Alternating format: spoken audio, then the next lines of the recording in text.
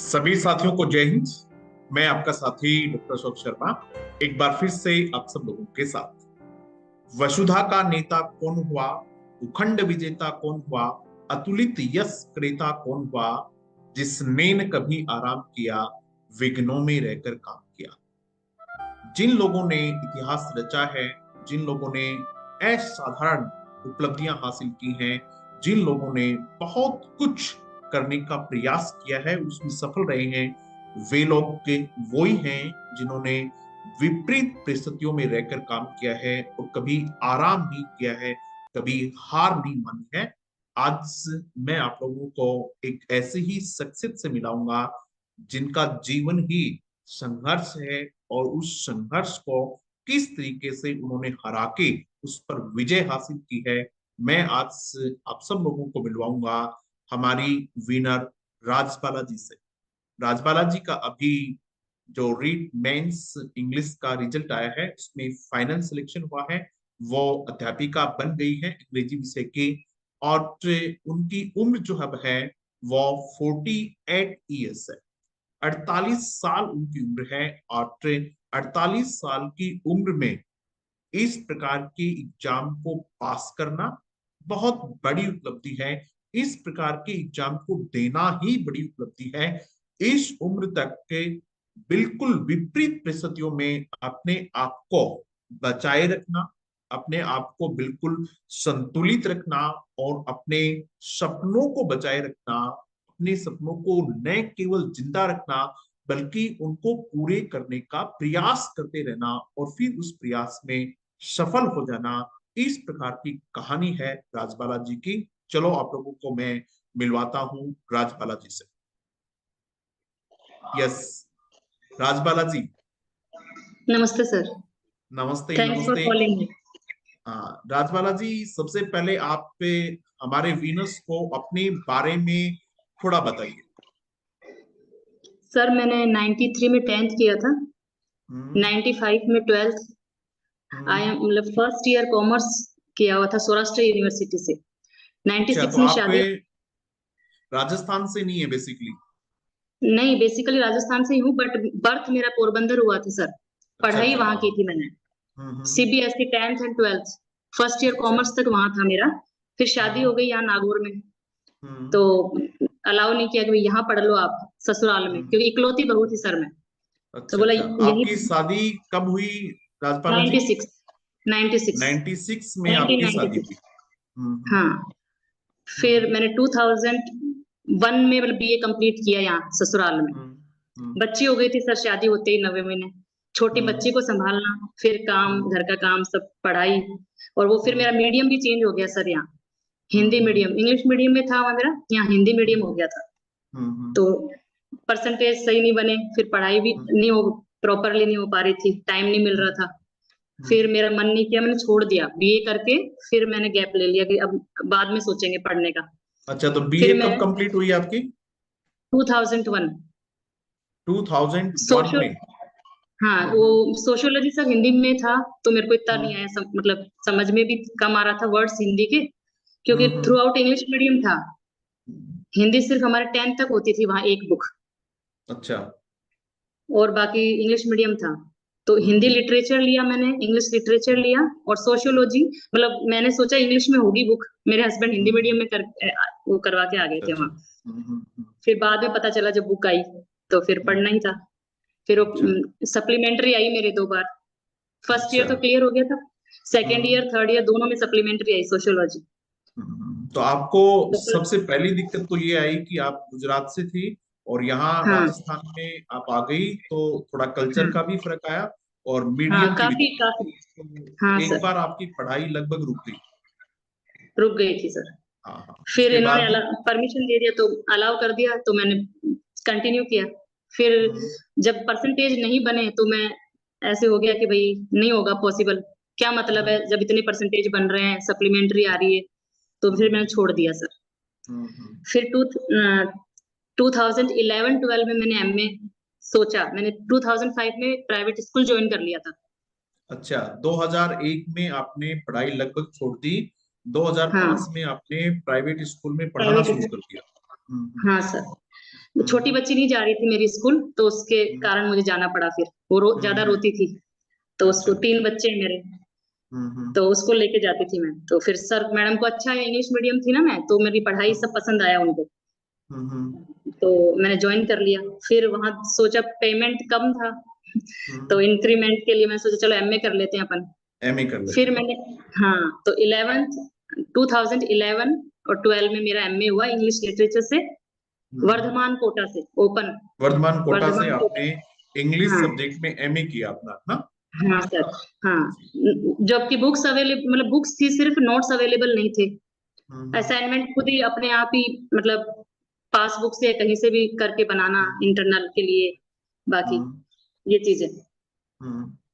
तो फिर 51% बने सर। अच्छा अच्छा। हाँ उसके बाद फिर, फिर आपका जो संघर्ष है वो कहाँ से शुरू हुआ उसके बाद, 2011 के बाद? हाँ उसके बाद सर 2015 में मेरे हस्बैंड एक्सपायर हो गए थे। 2015 में? हाँ हाँ हाँ। तो फिर, हाँ तो फिर और कोई सपोर्ट नहीं, सास ससुर, मतलब ससुर जी की पेंशन आती है, उससे घर चलता है। फिर हम्म। मैंने सोचा कि मुझे कुछ करना चाहिए, मैं इतनी पढ़ी लिखी हूँ, इन्होंने मुझे परमिशन दी है, पढ़ाया हम्म। है, वरना ये भी है कि भाई बहुओं को कौन पढ़ाता है, हाँ हाँ, मतलब। ये भी यहाँ हम एक बात और कहना चाहेंगे कि जितने भी परिवार के लोग इसको देख रहे हैं और जितनी भी गृहिणियां हैं, उनसे भी मैं चाहूंगा कि वो अपने परिवार के लोगों को भी ये वीडियो दिखाएं, ताकि उनको भी ये बात समझ आए कि परिवार के लोगों की भी जिम्मेदारी बनती है कि वो अपनी घर की जो बहुएं हैं उनको पढ़ने का मौका दें, क्योंकि परिस्थिति कब बदल जाएगी इसका कुछ कहा नहीं जा सकता है। राजबाला जी को भी लगता था कि मुझे बीएड करने की आवश्यकता नहीं पड़ेगी, क्योंकि मैं आराम से अपनी प्राइवेट स्कूल में पढ़ा रही हूँ और काम चल रहा है। लेकिन जब परिस्थितियां बदली, और ये किसी के साथ भी हो सकता है, भगवान करे नहीं हो किसी के साथ भी, लेकिन हो तो सकता ही है, और जब हो जाता है तब फिर आपके साथ जो रहता है वो आपकी खुद की हिम्मत रहती है, आपकी खुद की ताकत आपके पास रहती है, आपकी खुद की स्किल्स आपके पास रहती हैं। यदि आपने अपने आप को अपने पैरों पे खड़ा कर लिया है, तो फिर आपकी जो वो संघर्ष का दौर है वो थोड़ा आसान बन जाता है। तो उसके बाद राजबाला जी आपने, सर 2020 में मैंने बीएड किया। तो उसके भी 5 साल बाद, हाँ हाँ, तो क्योंकि लगभग मतलब दो तीन 11 चार साल 12 तो में तो आदमी को एमए था। अपने आप को संभालने में लग जाते हैं। हाँ सर। भाई संभालने में लग जाते हैं कि भाई ऐसा क्या है, ये मेरे साथ कैसे हो गया, अपने आप को हाँ थोड़ा नॉर्मल करने में, इतने बड़े दुख को सहन करने में थोड़ा वही सर, अपने आप को इकलौती बहू मैनेज थी करना मैं। पड़ता हाँ वही ये परिवार को, सास ससुर बच्चे सबको संभालना, काम करना, है। ये था। आप पे इकलौती फिर, बहू है?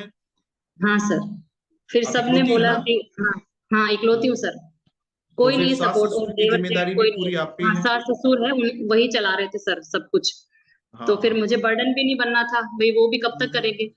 रिटायर बिल्कुल हो ठीक चुके बात वो है। 2013 में, बिजली बोर्ड हम्म। में हेड थे मेरे ससुर जी। अच्छा अच्छा। तो उनका रिटायरमेंट 2013 में हो गया था। तो मैंने कहा मुझे पढ़ाया है इन्होंने, तो मुझे कुछ करना चाहिए, अपने बिल्कुल। बर्डन नहीं बनना है किसी पे, अपना हम्म। इंडिपेंडेंट बनना चाहिए। तो मैंने हम्म। बीएड किया, और हम्म। बीएड में मेरे 72% बने सर। इंग्लिश हम्म। मीडियम में मैंने बीएड किया बीएड कब किया आपने? 20 में। 20 में? और 20 तक हाँ आपकी उम्र कितनी हो गई थी? 44 अब होगा शायद, 45। 45 के आसपास, 44 45 हो हाँ गई है ना? क्योंकि हाँ सर, मैं देख रहा था आपकी डेट ऑफ बर्थ तो 75 है आपकी शायद, है ना? हाँ सर, हाँ 75 है ना? सर, हाँ, हाँ अक्टूबर 75 है। हाँ। बाकी काफी लोग बना कर रहे थे कि इस एज में कौन बीएड करता है, हम्म। और इंग्लिश मीडियम में क्या करोगी, इतनी कितनी की हम्म। इंग्लिश आती है, काफी मतलब बोलते थे हम्म। लोग। लेकिन फिर हम्म। मैंने कहा नहीं, मेरे को इंग्लिश मीडियम में ही करना है, और तो अच्छा आपने टीचर बनना है मुझको। लगभग 45 साल की उम्र में बीएड की। हाँ सर। तो ये कोई छोटी बात नहीं है कि इस उम्र में, मतलब ये उम्र आने के बाद में आदमी लगभग ये मान लेता है कि अब मेरे से नहीं। सबसे बड़ी बात ये है कि जब आदमी ये मान लेता है कि सब मेरे से नहीं होगा, तब फिर उससे कुछ नहीं होता है। अक्सर अपन कहते हैं कि भाई मान ली तो हार है और ठान ली तो जीत है। आपने ठान लिया कि भाई अब मुझे कुछ न कुछ करना ही है, चाहे कुछ भी यस। हो, मैं जैसे तैसे करके बीएड करूंगी करूंगी। और आपने जैसे तैसे करके नहीं, अच्छे मार्क्स के साथ आपने अपनी बीएड कंप्लीट कर ली था। 72% बने थे सर बीएड में। 72%। और अच्छा। फिर, हाँ, फिर 21 में रीट दी मैंने फर्स्ट टाइम, टीचिंग हम्म। एग्जाम फर्स्ट टाइम ही दिया था। वो कैंसिल हम्म, हो गया। अच्छा, वो उसमें एग्जाम कैंसिल हो गई, हाँ। वो 97 मार्क्स बने थे उसमें। हम्म। उसमें मैंने 6 महीने प्रिपरेशन की थी घर पे, मतलब कोरोना टाइम था ना, उस टाइम हम्म। स्कूल नहीं जाते थे तो घर पे, उस वो टाइम मिला मेरे को प्रिपरेशन का। फर्स्ट हम्म। टाइम, मतलब साइकोलॉजी न्यू सब्जेक्ट था, फर्स्ट टाइम पढ़ा। हिंदी इंग्लिश तो जैसे पढ़े थे, पहले पढ़े हुए थे। वो टाइम मैंने यूज किया पढ़ाई में। बाकी फिर मेरे से हो नहीं पाई पढ़ाई, क्योंकि सासू जी को ऑपरेट कराना पड़ा था। अच्छा। उनका एक्सीडेंट हो गया था, वो कंप्लीट बेड हम्म। रेस्ट पे थी। हम्म। सब तो कुछ घर मतलब की बेड पे जिम्मेदारियां खिलाना आपको पिलाना। संभालनी पड़ी। हाँ सर। और हम्म। फिर मेरे यूट्रस में फाइब्रोइड हो गया, तो मेरी सिटिंग प्रॉब्लम होने लग गई, मैं खुद बीमार हो गई। हम्म। तो फिर ये एग्जाम। ये इस प्रकार की दिक्कतें आती ही हैं। और फिर चाहे तो आदमी ये कह सकता है कि साहब मैं तो इतना बीमार हूं, मैं तो अब नहीं करूंगा, मेरे से नहीं हाँ होगा, ये भी तो एक ऑप्शन होता है। और एक ऑप्शन ये होता है कि जब परिस्थितियां कितनी भी विपरीत हो, मुझे अपना लक्ष्य तय करना ही है, वहां तक मुझे पहुंचना ही पहुंचना है। तो आपने दूसरा चुना कि भाई दिक्कतें हाँ तो सर। आएंगी, लेकिन इन दिक्कतों के हाँ, साथ मुझे आगे बढ़ना है। तो सर मैं जब फर्स्ट टाइम रीट का फॉर्म भरने गई थी, तो वो फॉर्म नहीं भरा गया था। वो ये हम्म। मित्र वाले ने बोला कि 10th की मार्कशीट नहीं अपलोड हो रही है आपकी, तो ये फॉर्म नहीं भरा जाएगा। तो उस हम्म। टाइम मैंने फर्स्ट ग्रेड और सेकंड ग्रेड का भर दिया फिर, जब नहीं वो भरा जा हम्म। रहा था रीट का। हम्म। उसके बाद फिर जब लास्ट डेट थी, वापस रीओपन हुए थे रीट के फॉर्म, हम्म। तब मैं वापस, मैंने चलो ट्राई करते हैं, एक बार जाके आते हैं, देखिए फॉर्म भर जाता है। तब हम्म। भरा गया वो। तब मैंने इसी हम्म। साल से तीनों एग्जाम दे लिए। हम्म। फर्स्ट ग्रेड सेकंड ग्रेड, उनमें जीके मेरा पुअर था, क्योंकि राजस्थान, मतलब इतना नहीं है मेरा जीके। तो अच्छा, बाकी इंग्लिश तो अच्छा हुआ था। आप वीनस वर्ल्ड के संपर्क में कैसे आई, आप हमारे संपर्क सर में? मैंने आपके संपर्क में, मतलब मैंने आपके यूट्यूब वीडियोस देखे थे। हम्म। बहुत अच्छा पढ़ाते हो, बहुत मतलब हार्ड वर्किंग हो, एकदम एग्जाम ओरिएंटेड कोर्स देते हो। और आपने मुझे कंसेशन भी दिया सर, मतलब मेरे से फीस बहुत कम ली, नाम मात्र की आपने। और आपने ऐसा बताया होगा कि सर मेरी ऐसी स्थिति है, तो हाँ हमने सर, फिर मैंने एप्लीकेशन दी थी आपको व्हाट्सएप मैसेज पे, एप्लीकेशन आधार हम्म। कार्ड वो सब दिया था। तब आपने, हम्म। मतलब फीस बिल्कुल नाम हम्म। मात्र की ली थी आपने, बिल्कुल हम्म। ना के बराबर। ये मैं अभी भी बता रहा हूँ आप लोगों को इस वीडियो के माध्यम से भी, कि जो भी जरूरतमंद लोग हैं और हमें वास्तव में लगता है कि भाई इनको पढ़ाई की आवश्यकता है और इनके लिए थोड़ी मुश्किल हो रही है, तो वीनस वर्ल्ड हमेशा आप लोगों के लिए तैयार है। जो भी कोई नहीं मैं बच्चा भी सब। बच्ची ऐसी है जिनको दिक्कत हो रही हो और इस प्रकार की परिस्थिति में हो कि वो पढ़ना चाहते हो लेकिन पढ़ नहीं पा रहे हो, तो निश्चित रूप से हम लोग उसके लिए हमेशा तैयार रहते हैं। और हम इसका कोई बहुत बड़ा प्रचार प्रसार भी नहीं करते हैं। हम अगले को ये भी कहते हैं कि भाई हम ऐसा नहीं करेंगे कि फटाफट आपका स्टेटस लगाएंगे, ये करेंगे वो करेंगे।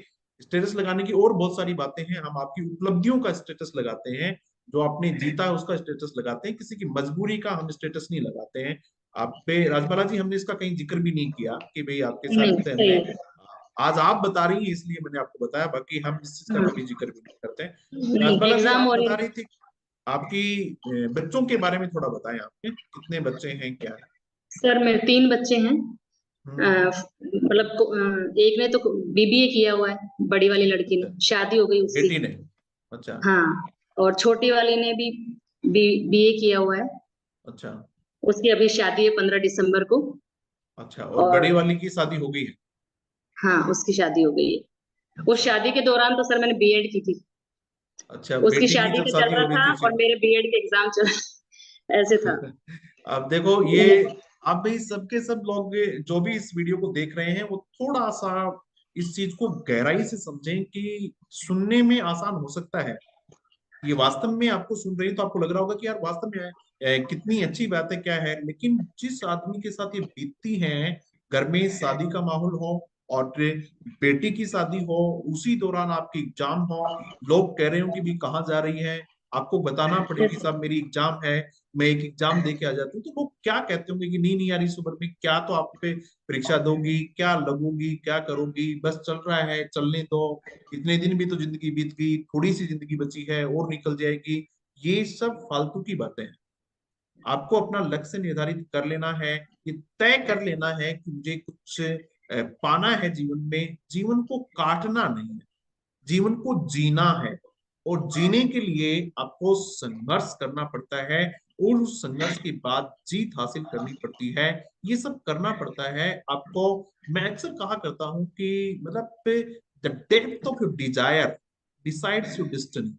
आपकी डेप्थ ऑफ डिजायर यानी आपकी इच्छा शक्ति की दृढ़ता जो है वो आपकी लक्ष्य को, वो आपके भाग्य को तय करती है, वो आपकी डेस्टिनी को तय करती है। इसलिए आपकी जो इच्छा शक्ति है वो बहुत दृढ़ होनी चाहिए। ये इतनी होनी चाहिए कि आपने तय कर लिया हिसाब पे, अब तो मैं कुछ भी हो जाएगा, चाहिए रास्ते में कितनी भी दिक्कत आएंगी लेकिन मैं हार नहीं मानूंगा। समय लग सकता है, समय लग सकता है, और ज्यादा सहन करना पड़ सकता है, लेकिन सहन करेंगे क्योंकि हासिल कुछ करना है। उसके बाद हाँ, फिर राजबाला जी आप बताइए आपकी और बातें एग्जाम के दौरान, एग्जाम से पहले कैसे आपने एग्जाम दिया, किस प्रकार से आप, हम आपसे बहुत सारी बातें करना चाह रहे हैं और लोगों को बताना चाह रहे हैं कि किस प्रकार से संघर्ष करके जीता जा सकता है। हाँ सर फिर मैं मतलब खुद सेल्फ मोटिवेटेड थी सर, मेरे को नेगेटिव रीइंफोर्समेंट ही मिलता था चारों तरफ से, इस एज में कौन करता है, ये भी और देखिएगा, और एक जॉब बड़ी लग बात आप जाएगी क्या समझिएगा। आपकी। हाँ हाँ राजबाला जी, जॉब एक बात लग। और हम आपको समझाते हैं कि अभी राजबाला जी ने एक शब्द काम में लिया, नेगेटिव रिइंफोर्समेंट। ये सबसे बड़ी समस्या आती है आप लोगों के सामने, कम से कम गृहिणियों के सामने तो बड़ी दिक्कत आती है, क्योंकि वो जब वे कुछ करने निकलती हैं तो उनको नेगेटिव रिइंफोर्समेंट मिलता है। लोग उनको डिमोटिवेट करते हैं, कहते हैं कि तू क्या कर लेगी, तेरे से क्या हो जाएगा, तेरे से नहीं होगा, तू नहीं कर सकती। परिवार के लोग ही ऐसा कहते हैं, पड़ोसी कहें कोई बात नहीं है, परिवार के सदस्य जब ऐसा कहने लग जाते हैं तो बड़ी दिक्कत आ जाती है।